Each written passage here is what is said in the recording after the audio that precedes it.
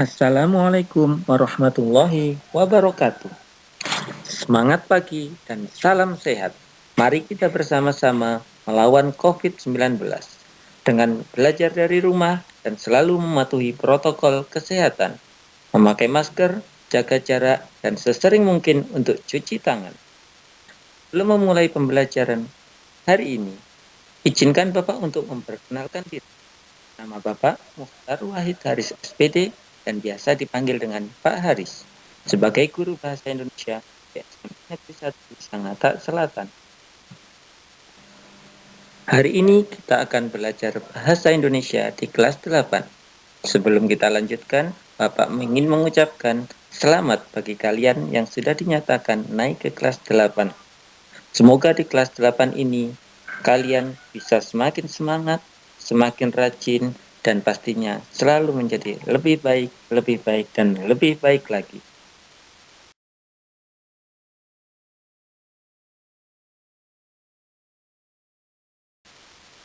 Pada bab pertama ini, dalam pelajaran bahasa Indonesia di semester 1 ini, kita akan belajar tentang berbagi motivasi dengan teks berita.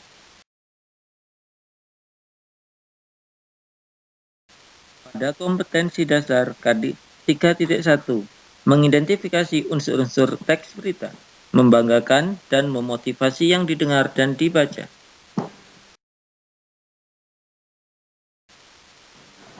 Adapun tujuan pembelajaran 3.1, siswa mampu memahami pengertian teks berita, menyebutkan ciri-ciri teks berita, menyebutkan jenis-jenis teks berita, serta siswa mampu memahami unsur-unsur teks berita.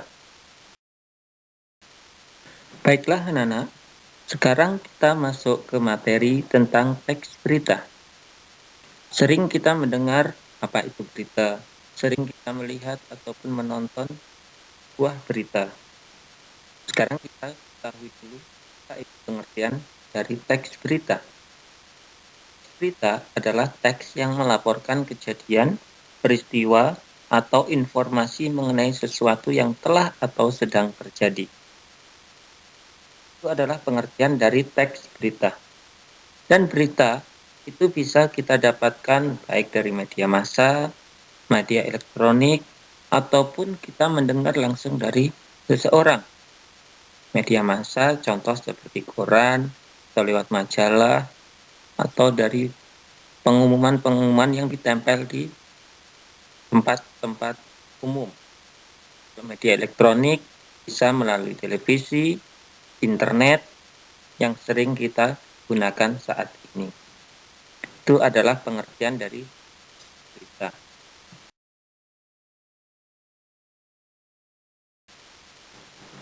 Kemudian, ciri-ciri teks berita. Teks berita mempunyai beberapa ciri. Yang pertama yaitu faktual. Faktual adalah suatu kejadian yang nyata, benar-benar terjadi dan tidak terikat oleh waktu. Baik kejadian itu terjadi saat ini atau di masa lalu.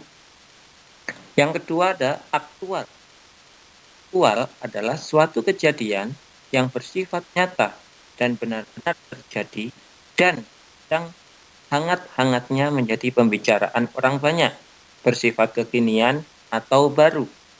Jadi perbedaan antara faktual dan aktual, kalau faktual itu bisa saat ini, bisa juga masa lalu, bisa yang 1 tahun lalu, 2 tahun lalu, dan seterusnya. Tapi kalau aktual di situ sifatnya kekinian atau yang benar-benar baru terjadi. Kemudian ciri-ciri berita yang ketiga yaitu sistematis dan lengkap. Berita disajikan secara sistematis atau berurutan. Di sini yaitu sistematis, penyajian teks berita harus mengikuti struktur teks berita atau langkah-langkah pembuatan teks berita. Selanjutnya, ciri teks berita yang keempat adalah unik atau menarik. Teks berita harus unik atau berbeda penyampaiannya dengan yang lain dan dikemas dengan kata-kata yang menarik yang dapat menarik perhatian pendengar atau pembacanya. Karena ketika kita membuat sesuatu atau berita, unik dan menarik, pasti pendengar atau pembaca itu akan tertarik untuk melihat apa yang kita beritakan. Jadi buatlah sebuah berita tersebut unik atau menarik. Kemudian yang terakhir itu adalah seimbang. Berita harus memuat satu peristiwa atau kejadian yang tidak menyudutkan seseorang atau salah satu pihak. Jadi kita sebagai pembuat berita, kita tidak boleh memihak salah satu orang. Misalkan kita memberitakan tentang peristiwa pembunuhan. Jika kita membuat berita, kita buat berita apa adanya. Kita tidak boleh memihak si pembunuh atau yang terbunuh. Kita beritakan boleh menyudutkan salah satu dari pihak tersebut.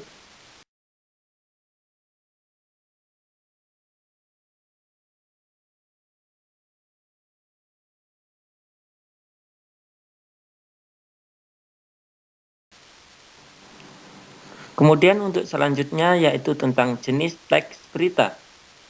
Teks berita memiliki beberapa jenis. Yang pertama ada berita langsung, straight news. Berita langsung adalah berita langsung apa adanya, ditulis secara singkat dan lugas. Jadi berita ini adalah berita yang benar-benar baru, terkini, dan langsung diberitakan. Misalkan ada kecelakaan, langsung si wartawan menulis beritanya tersebut. Mungkin kalau sekarang lebih cepat, ketika ada kecelakaan, kemudian ditulis atau diberitakan di sebuah media massa. Jadi keluarga si korban bisa langsung tahu. Kemudian ada berita mendalam atau depth news. Berita mendalam adalah berita mendalam dikembangkan dengan pendalaman hal-hal yang ada di bawah suatu permukaan. Kemudian ada berita penyelidikan atau investigation news. Berita penyelidikan adalah berita yang dikembangkan berdasarkan penelitian atau penyelidikan dari berbagai sumber. Berita mendalam dan berita penyelidikan hampir mirip atau hampir sama. Kalau berita mendalam, bedanya dia hanya memunculkan sebuah kejadian atau peristiwa. Tapi kalau berita penyelidikan, dia benar-benar diusut, diteliti, dan diselidiki dari berbagai macam sumber sampai berita tersebut itu tuntas. Kemudian ada berita interpretasi atau interpretative news. Berita interpretasi adalah berita yang dikembangkan dengan pendapat atau penilaian penulisnya atau reporter. Jadi, reporter atau penulis berita, di situ dia menambahkan pendapatnya dalam sebuah berita yang dia beritakan. Yang terakhir ada berita opini atau opinion news. Berita opini adalah berita mengenai pendapat seseorang seperti tokoh, ahli, cendekiawan mengenai sesuatu. Jadi berita opini ini ada sebuah berita, kemudian berita tersebut harus diberikan pendapat oleh tokoh, ahli, atau cendekiawan. Misalkan, yang lagi panas yaitu sekarang adalah berita tentang virus corona atau COVID-19.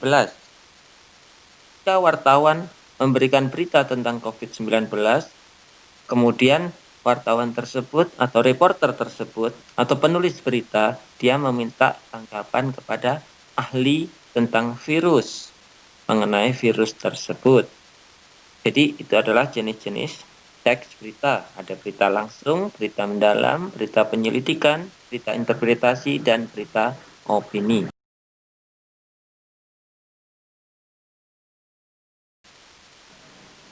Selanjutnya ada unsur-unsur teks berita. Dalam pembuatan teks berita, itu harus memuat berapa unsur. Kalau dalam bahasa Inggris biasanya disingkat dengan 5W, 1H. Kalau dalam bahasa Indonesia bisa disebut dengan adik Simba.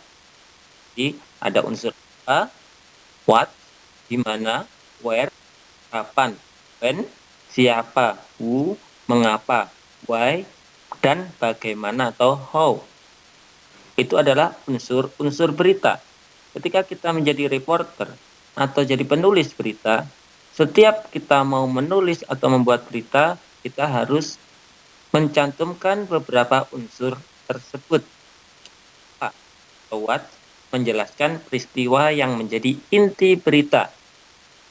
Contoh, misalkan kita akan memberitakan tentang masyarakat yang kena virus corona. Jadi kita buat dulu unsur yang pertama, yaitu unsur apa? Apa yang kita beritakan? Peristiwa apa yang kita beritakan? Kita tulis. Di situ adalah tentang virus corona atau masyarakat yang terdampak virus corona. Kemudian ada unsur di mana atau where.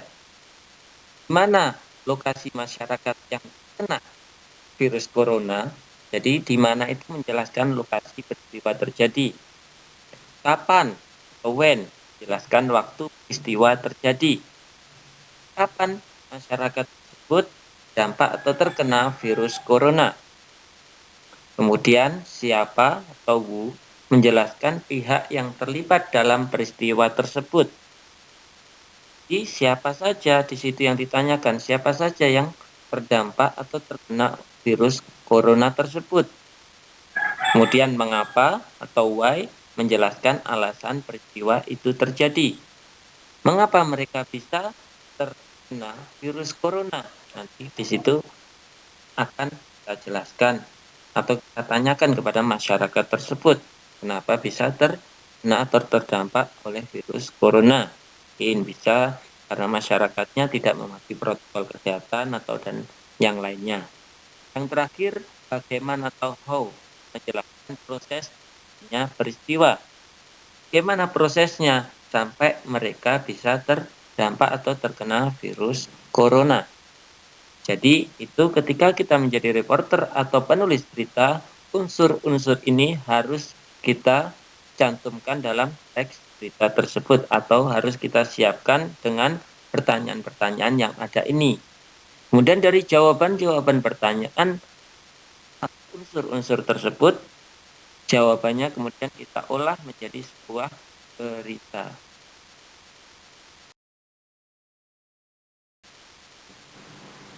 Demikian penjelasan tentang pengertian teks berita, ciri-ciri teks berita, jenis-jenis teks berita, dan unsur-unsur teks berita. Terima kasih dan tunggu video-video selanjutnya, pembelajaran selanjutnya. Selamat belajar dan semoga sukses. Assalamualaikum warahmatullahi wabarakatuh.